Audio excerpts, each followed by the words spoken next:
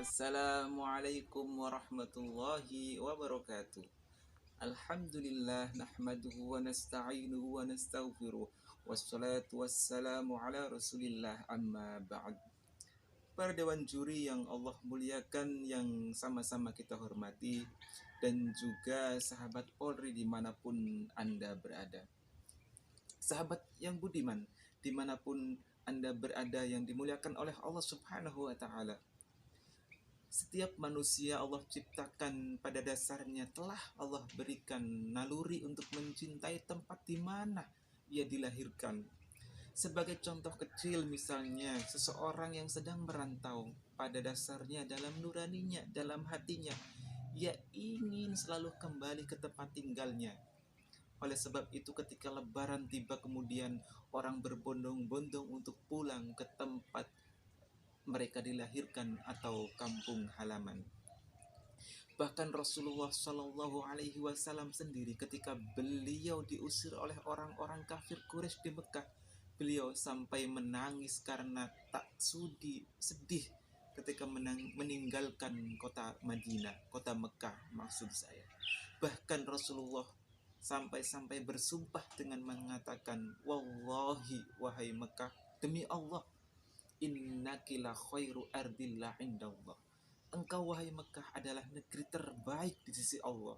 Walaula anni ukhrijtu walaula anni walaula anni ukhrijtu ma kharajtu minki, kata Rasulullah. Andai saja aku tidak dikeluarkan oleh orang-orang kafir, niscaya tidak akan aku keluar darimu, keluar dari kota Mekah. Hadis ini menunjukkan bahwa Rasulullah Shallallahu Alaihi Wasallam sangat-sangat mencintai negerinya. Dalam kesempatan yang lain, para sahabat Nabi juga demikian.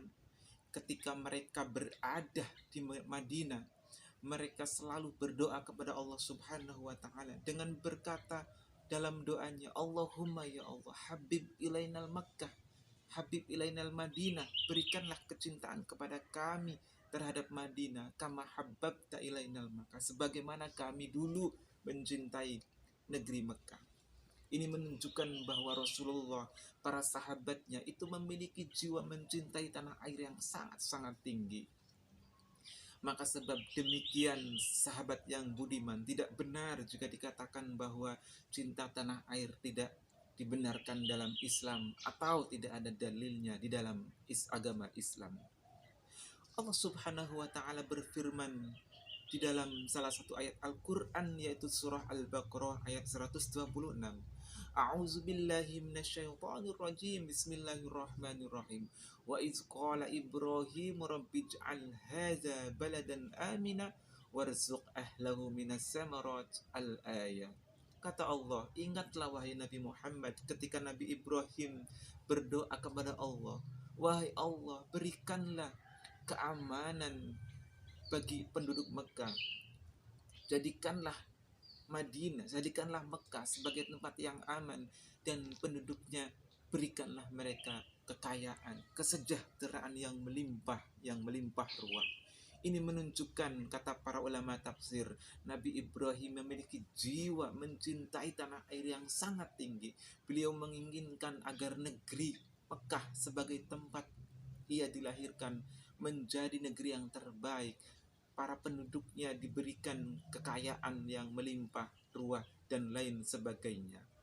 Maka oleh karena itu sahabat yang budiman, kita sebagai penduduk Indonesia sudah seharusnya kita meniru apa yang dilakukan oleh Nabi Muhammad, para sahabatnya, dan juga oleh Nabi Ibrahim. Kita harus memiliki jiwa mencintai tanah air dengan sangat baik. Pertanyaannya, bagaimana sih cinta tanah air itu? Bagaimana kita mengaplikasikan cinta tanah air? Para ulama mengatakan ada 3 hal yang paling penting. Pertama adalah persatuan dan juga persaudaraan. Tanpa persatuan dan persaudaraan akan sangat sulit cinta tanah air, nasionalisme itu dibangun dalam suatu negeri. Kemudian yang kedua adalah sifat wasatiyah atau sifat moderat. Sebagai bangsa Indonesia, kita harus memiliki jiwa yang moderat, tidak boleh ekstrim kiri, tidak boleh ekstrim kanan.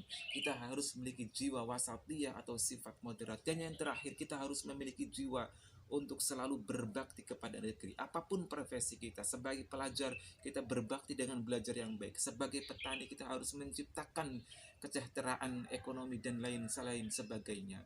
Demikian sahabat yang budiman, bahwa bisa disimpulkan cinta tanah air bukan bertentangan dengan Islam, tetapi justru diafirmasi oleh Islam, telah dicontohkan oleh Nabi Muhammad, para sahabatnya, dan juga para ulama-ulama yang lain. Semoga bermanfaat. Demikian penjelasan Al-Fakir. Semoga memberikan manfaat bagi Al-Fakir diri sendiri, Al-Fakir dan juga pada umumnya. Kurang lebihnya Al-Fakir mohon maaf, walafu minkum, wallahul muwaffiq ila aqwamit thoriq. Wassalamualaikum warahmatullahi wabarakatuh.